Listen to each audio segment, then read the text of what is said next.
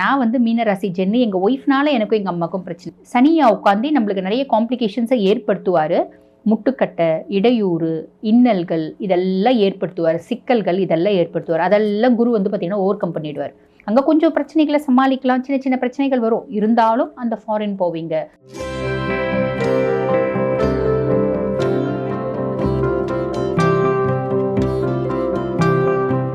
மீனராசி அன்பர்கள், உங்களுக்கு வந்து பாருங்க, குரு பகவான் என்ன பாவம்? மிதுனம் அப்படின்றது உங்களுக்கு 4ஆம் பாவம். 4ஆம் பாவத்தில் குரு பகவான் வந்து உட்கார்ந்துட்டு இருக்கிறதுனால இவர் என்ன சொல்றாங்க அப்படின்னா சுககுரு அப்படின்னு சொல்றாங்க. பொதுவாக இந்த சுககுரு என்னென்ன மாதிரி விஷயங்களை கொடுப்பாரு அப்படின்னா, நம்மளுக்கு நல்ல சுகம், கம்ஃபர்ட் ஜோனில் நம்ம இருப்போம், அதை ஒன்று ஏற்படுத்துவார். இன்னொன்று 4ஆம் பாவம் இந்த சுக தாயார் ஸ்தானம் அப்படின்றதுனால அம்மாவுக்கு some sort of health issues இருக்குது. அம்மாவுக்கு வந்து பாருங்கள் அம்மானோட சப்போர்ட் பெருசாக இல்லை. அம்மாவுக்கு வந்து பாருங்கள் எனக்கும் அம்மாவுக்கும் மனம் முட்டும். நான் வந்து மீனராசி ஜென்னு, எங்கள் ஒய்ஃப்னால எனக்கும் எங்கள் அம்மாவுக்கும் பிரச்சனை. நான் மீனராசி லேடி, எங்கள் ஹஸ்பண்ட்னாலும் எனக்கும் எங்கள் அம்மாவுக்கும் பிரச்சனை. இந்த மாதிரி பலவிதமான காம்ப்ளிகேஷன்ஸ் இருக்குது. அப்படின்னாலும் குரு 4ஆம் பாவத்தில் உட்காந்துட்டு இருக்கிறதால இந்த காம்ப்ளிகேஷன்ஸ்லாம் சார்ட் அவுட் ஆகிடும். அம்மானோட சப்போர்ட் அப்படின்றது பரிபூர்ணமாக கிடைக்கும், கவலைப்பட வேண்டாம், சரிங்களா? அதே மாதிரி அம்மாவுக்கு உடல்நல உபாதைகள் ஏதாவது இருக்குது அப்படின்னாலும் அதுலேயும் முன்னேற்றம் அப்படின்றது கிடைக்கும். சரி, அதுக்கு அடுத்து இவர் சுககுரு வந்து இவரோட பார்வை இருக்குது இல்லைங்களா, இவர் 8ஆம் பாவத்தை பார்க்குறாரு. ஆல்ரெடி ஜென்ம சனியாக உட்காந்து நம்மளுக்கு நிறைய காம்ப்ளிகேஷன்ஸை ஏற்படுத்தினாலும் இவர் 8ஆம் பாவத்தை பார்க்குறாரு. அப்படின்னும் போது நமக்கு இருந்த அசிங்கம், அவமானம், அவப்பேரு, சொல்லு இதெல்லாம் வந்து பார்த்திங்கன்னா மாறும் அப்படின்னு சொல்லலாம். உடல் ரீதியான உபாதைகள் இருக்குது அப்படின்னாலே அதுலேயும் பெட்டர்மெண்ட் அப்படின்றது கிடைக்கும். அதுக்கப்புறம் சுககுருவா வந்து 10ஆம் பாவம் தொழில் ஸ்தானத்தை பார்க்குறாரு. அவர் அங்கே ஜென்ம சனியாக இருந்து தொழில் ஸ்தானத்தை பார்ப்பார். அப்போ சனி பகவான் என்ன பண்ணுவார்? ஜென்ம சனியாக இருந்து தொழில் ஸ்தானத்தில் பார்க்கறதுனால தொழிலில் வந்து பார்த்திங்கன்னா சில பல பிரச்சனைகள், முட்டுக்கட்டை, இடையூறு, இன்னல்கள் இதெல்லாம் ஏற்படுத்துவார். சிக்கல்கள் இதெல்லாம் ஏற்படுத்துவார். அதெல்லாம் குரு வந்து பார்த்திங்கன்னா ஓவர் கம் பண்ணிடுவார். சனியினோட பார்வையை விட குருனோட பார்வைக்கு பலன் அதிகம். அப்போ குரு வந்து பார்த்திங்கன்னா அந்த பிரச்சனைகள்லாம் நிறைய வரணும் அப்படின்னா லைட்டாக டச் பண்ணிட்டு போயிடும். அந்த மாதிரி பண்ணுவார். அதே மாதிரி பிரச்சனை கொஞ்சம் வந்துச்சுன்னா கூட அதை நீங்கள் சமாளிச்சுடுவீங்க. அந்த மாதிரி பிரச்சனைகளாக தான் இருக்கும். புரியுதுங்களா? இது எல்லாத்தையும் குரு வந்து ஓவர்டேக் பண்ணுவார் அப்படின்னு சொல்லலாம். அதுக்கப்புறம் வந்து பாருங்கள், இந்த சுககுருவா வந்து இவரோட அடுத்த பார்வை. அப்போ தொழிலில் ஓவர்டேக் பண்ணுறாரு அப்படின்னும் போது பிரச்சனைகள் வராமல் நம்மளை வந்து காப்பாற்றுறாரு அப்படின்னும் போது தொழிலில் மேன்மை, முன்னேற்றம் அப்படின்றது இருக்கும். அதில் பொருளாதார வளர்ச்சி அப்படின்றதும் கண்டிப்பாக இருக்கும், சரிங்களா? அதுக்கடுத்து சுககுருவா இருந்து 12ஆம் பாவத்தை பார்க்குறாரு. விரயஸ்தானத்தை பார்க்கறதுனால என்ன ஆகும் அப்படின்னா, வீட்டில் சுப விரயங்கள் அப்படின்றது வரும். நிறைய மீனராசி அன்பர்கள் வந்து பாருங்கள், 7 நாட்டு சனியினோட மத்தியமத்தில் இருக்கீங்க, ஜென்ம சனியில் இருந்தாலும் நிறைய பேர் வந்து பாருங்கள் வீடு கட்டுவீங்க, வீடு கட்டி கிரக பிரவேசம் பண்ணுவீங்க, புதுசாக ஃப்ளாட்ஸ் வாங்குவீங்க, புதுசாக கார் வாங்குவீங்க, புதுசாக 2 வீலர் வாங்குவீங்க. இப்படி ஒரு அப்லிஃப்ட்மெண்ட்டுக்கான வேலை அப்படின்றது நடக்கும். ஃபாரின் போகலாம் அப்படின்னு பிளான் பண்ணுறீங்கன்னா போவீங்க. அங்கே கொஞ்சம் பிரச்சனைகளை சமாளிக்கலாம், சின்ன சின்ன பிரச்சனைகள் வரும், இருந்தாலும் அந்த ஃபாரின் போவீங்க.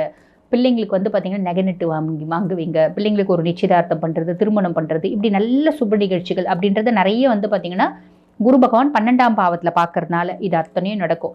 இப்போ ஜென்ம சனியாக இருந்து அவர் 3, 7, 10 பார்ப்பார். அப்போ ஃபேமிலியில் காம்ப்ளிகேஷன்ஸ் வரும். 10ல் அவர் வந்து பிரச்சனையை ஏற்படுத்தினாலும் இவர் வந்து அந்த பிரச்சனையை நிவர்த்தி பண்ணிவிடுவார். புரியுதுங்களா? கவலைப்பட வேண்டாம். ராகுகேது பெரிய இம்பேக்ட் இல்லை. உங்களை பெருசாக நம்ம யோசிக்கணும் அப்படின்ற அவசியம் இல்லை. அதுக்கும் மேலே ராகுகேதுவை பசிஃபை பண்ணணும் அப்படின்னாலே இந்த மீனராசி அன்பர்கள் நீங்கள் வந்து பாருங்கள், சனியை பசிஃபை பண்ணணும், ராகுகேது ஓரளவுக்கு பசிஃபை பண்ணணும் அப்படின்னாலே நம்ம செய்ய வேண்டியது, ராகு பெருசாக யோசிக்க வேணாம், ஏன்னா குருனோட பார்வை இருக்குது. அதுக்கும் மேலே கேத்துவை பசிஃபை பண்ணணும் அப்படின்னா ரொம்ப சிம்பிளுங்க.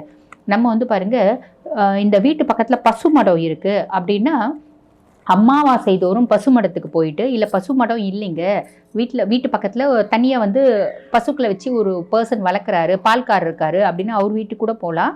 அங்கே இருக்க பசுக்களுக்கு நிறைய கொடுக்கணுன்றது இல்லை. இந்த பூசணிக்காய் இருக்குது பார்த்தீங்களா, பூசணிக்காய் ஒரு பெத்தை, நல்ல இவ்வளோ பெரிய பெத்தை கொடுக்கலாம்.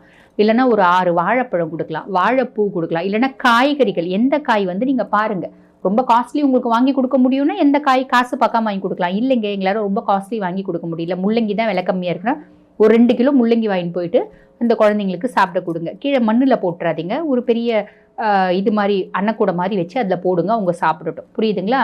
முடியும்னா கழுவிட்டு போடுங்க. இல்லை ஒரு 4 கட்டு கீரை வாங்கிட்டு போய் கொடுங்க. இதெல்லாம் வந்து பாருங்கள், சனியும் பிரீத்தி பண்ணும், ராகு பெருசாக நம்ம பிரீத்தி பண்ணணுன்ற அவசியம் இல்லை, கேத்துவும் பிரீத்தி பண்ணும். குரு ஆல்ரெடி நல்லா இருக்கார். 1 வருஷம் குரு உங்களுக்கு நிறைய நல்லது செய்ய போகிறாரு, நிறைய சுகபோகங்களை கொடுக்க போகிறாரு அப்படின்றதுல எந்த விதமான சந்தேகமும் இல்லை. சரி, இப்போ இது வந்து குருனோட பலன்கள் சொல்லிட்டோம். இப்போ குரு பயிற்சிக்கு முன்னாடியே மீனராசி அன்பர்கள் என்ன செய்யலாம் அப்படின்னா, இந்த மயிலாப்பூர் கபாலீஸ்வரர் கோயில் போயிட்டு ஈசனை வழிபாடு பண்ணிட்டு தட்சிணாமூர்த்தியை வழிபாடு பண்ணிட்டு வர்றது அப்படின்றது ரொம்ப நல்லது நடக்குங்க. இது வந்து பாருங்க, சென்னையை சுற்றி இருக்கவங்க இந்த மாதிரி சிவன் கோயில் போகலாம். இல்லை நீங்கள் வெளியூரில் இருக்கீங்க அப்படின்னா ஒன்றும் இல்லை. இப்போ திருநெல்வேலியில் இருக்கவங்க என்ன பண்ணலாம், திருநெல்வேலியில் வந்து பார்த்தீங்கன்னா காந்திமதி அம்மன் இருக்காரு இல்லைங்களா, காந்திமதி அம்மன் கோயில் இருக்கு இல்லைங்களா, அங்கே போயிட்டு ஈசனை வழிபாடு பண்ணிட்டு அம்பிகையை வழிபாடு பண்ணலாம். பொதுவாக சென்னையில் இருக்கவங்க எங்கே வந்து மயிலாப்பூருக்கு போங்க. ஏன்னா ஒரு வார்த்தை உண்டு, மயிலை தான் கைலை, கைலை தான் மயிலை அப்படிம்பாங்க. ஆக இந்த மயிலையை கைலைக்கு ஒப்பானதாக வந்து சொல்கிறாங்க, அந்த அளவுக்கு விசேஷம். அப்போ முடியும் அப்படின்னா கபாலீஸ்வரர் கோயிலுக்கு போயிட்டு ஈசனை வழிபாடு பண்ணிவிட்டு அம்பிகையை வழிபாடு பண்ணிவிட்டு ஈசன் கோயிலை வந்து பார்த்திங்கன்னா ஒரு 9 முறை, அம்பிகை ஈசனோட சன்னதியை 9 முறை, அம்பிகையினோட சன்னதியை 9 முறை சுற்றிட்டு தட்சிணாமூர்த்தியை வழிபாடு பண்ணிவிட்டு தட்சிணாமூர்த்திக்கு ஒரு அர்ச்சனை பண்ணிவிட்டு ஒரு நெய் விளக்கு ஏற்றிட்டு நீங்கள் வரீங்க அப்படின்னா நிறைய நற்பலன்கள் அப்படின்றது கிடைக்கும். அதுக்கும் மேலே மீனம் நம்ம வந்து பாருங்கள், இந்த வருடம் முழுவதும் செய்யறதுக்கு ஏதாவது பரிகாரங்கள் இருக்கா, எது செஞ்சால் எங்களுக்கு நல்ல மேன்மை கிடைக்கும் அப்படின்னா நீங்கள் கால பைரவனை வழிபாடு பண்ணுங்க. கால பைரவன், கால பைரவாஷ்டகம் அப்படின்னு ஒன்று இருக்குது. தினம்தோறும் அந்த கால பைரவாஷ்டகத்தை பாராயணம் பண்ணிவிட்டு நீங்கள் உங்கள் வேலைக்கு போகலாம். அது ஒன்று செய்யலாம்.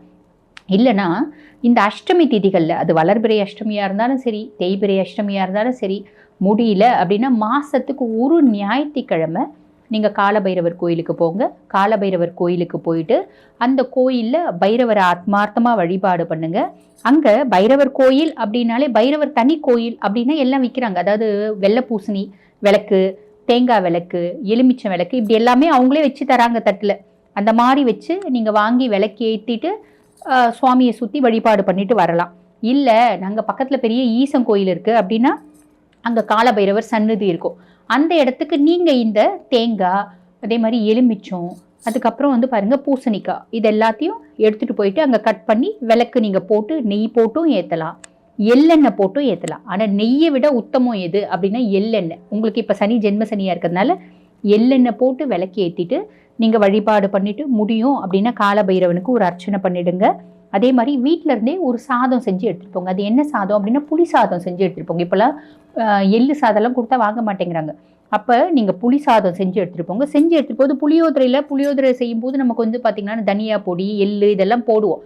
அதில் நீங்கள் கொஞ்சம் கொள்ளும் வறுத்துக்கோங்க. ஒரு 2 ஸ்பூன் கொள்ளு, எள்ளு கொஞ்சம் தூக்கலாக வறுத்துக்கோங்க. அதே மாதிரி மீதி வாசனைக்கு தனியா பொடி எல்லாம் போட்டு அந்த புளியோதரை வந்து பார்த்திங்கன்னா கொண்டு போயிட்டு அங்கே வரக்கூடிய பக்தர்களுக்கு முடியும் அப்படின்னா ஒரு பெரிய பிளேட்டில் வச்சு எல்லாருக்கும் தானமாக கொடுங்க. ஒரு 10 பேர் 11 பேர், இல்லை உங்களுக்கு முடியும் அப்படின்னா 5 கிலோ 10 கிலோ அரிசி கூட நீங்கள் போட்டு எடுத்துகிட்டு போய் கொடுங்க. ஏன்னா இந்த அன்னதானம் அப்படின்றது ரொம்ப சிறந்தது. அன்னதானத்துக்கு ஈடு என எதுவுமே இல்லை அப்படிம்பாங்க. தானத்தில் சிறந்தது அன்னதானம் அப்படின்னு அதனால தான் சொல்லியிருக்காங்க. அதுக்கும் மேலே ஜென்ம சனியில் இருக்கிறதுனால பொதுவாக சனிக்கு வந்து பாருங்கள் சேரிட்டி ரொம்ப பிடிக்கும். யாருக்காவது ஏதாவது கொடுத்து உதவுறாங்க அப்படின்னா அவருக்கு ரொம்பவே பிடிக்கும். ரொம்ப உழைக்கிறவங்களும் ரொம்ப பிடிக்கும். அம்மாவை நல்லா பார்த்துக்கிறவங்களும் ரொம்ப பிடிக்கும். நிறைய சிவ வழிபாடில் இருக்கவங்களும் ரொம்ப பிடிக்கும். ரொம்ப நேர்மையாக நாணயமாக ஒழுக்கமாக இருக்கவங்களும் ரொம்ப பிடிக்கும். இப்படி சனிக்கு நிறைய பிடிக்கிற விஷயம் இருக்குது.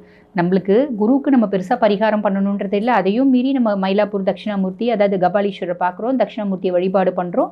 இந்த சனி பகவானை கொஞ்சம் பிரீத்தி பண்ணுறதுக்கு இந்த மாதிரி சின்ன சின்ன வேலை செய்யுங்க. சனி பகவான் ஈஸியாக பிரீத்தி ஆகிடுவார். முடியும் அப்படின்னா 100 பேர் கூட கொடுங்க. முடியல அப்படின்னா ஒரு 4 பேருக்காவது இந்த தொன்னையில் வச்சு, இல்லை ஒரு 10 பேருக்கு உங்களோட வசதிக்கு ஏற்ப நீங்கள் வந்து பார்த்தீங்கன்னா தானம் பண்ணுறீங்க இந்த புளியோதரை அப்படின்னும் போது உங்களுக்கு நிறைய நற்பலன்கள் அப்படின்றது கிடைக்கும். வாழ்த்துக்கள்.